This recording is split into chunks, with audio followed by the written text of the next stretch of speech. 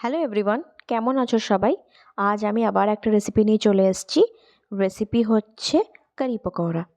তাহলে কারি পকোড়া বানাবার জন্য আমাদের লাগছে 1 কাপ বেসন, দিয়ে দিচ্ছি হলুদ, দিয়ে দিচ্ছি শুকনো লঙ্কা গুঁড়ো,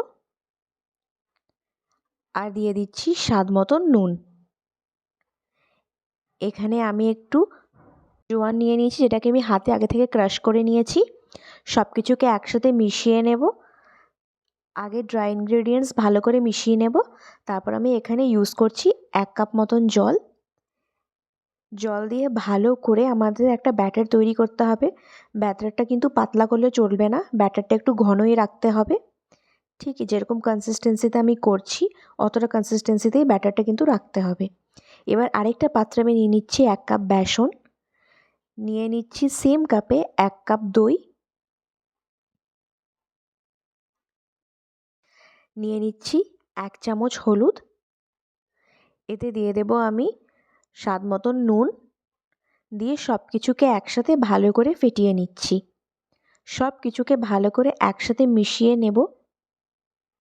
আমাদের এখানে ভালো করে সব কিছু মেশানো হয়ে গেছে। এবার আমি এতে ব্যবহার করছি জল। এই এতটা মিশ্রণে আমি কিন্তু 1 লিটার মতন জল ব্যবহার করব।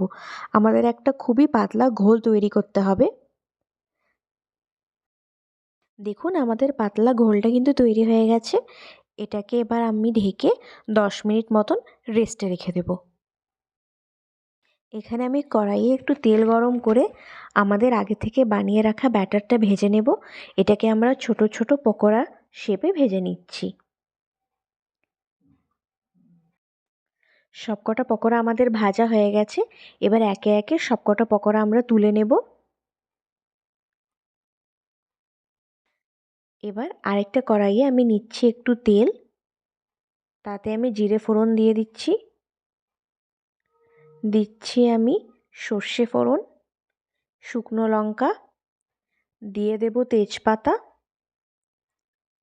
আর এখানে আমি দিয়ে দিচ্ছি হিং, আর দিয়ে দেব আগে থেকে ধুয়ে রাখা কারি পাতা। সব কিছু ভালো করে একটু মিশিয়ে নিয়েই দিয়ে দেব কেটে রাখা পেঁয়াজ। পেঁয়াজটাকে একটু ভাজা ভাজা করে নেব যাতে একটু ব্রাউনিশ কালার চলে আসে। দেন এতে অ্যাড করে দেব কেটে রাখা আদা, দিয়ে দিচ্ছি আগে থেকে কেটে রাখা লঙ্কা, আর আমরা অ্যাড করে দেব এতে আগে থেকে কেটে রাখা টমেটো। সব কিছুকে ভালো করে একটু মিশিয়ে নিচ্ছি।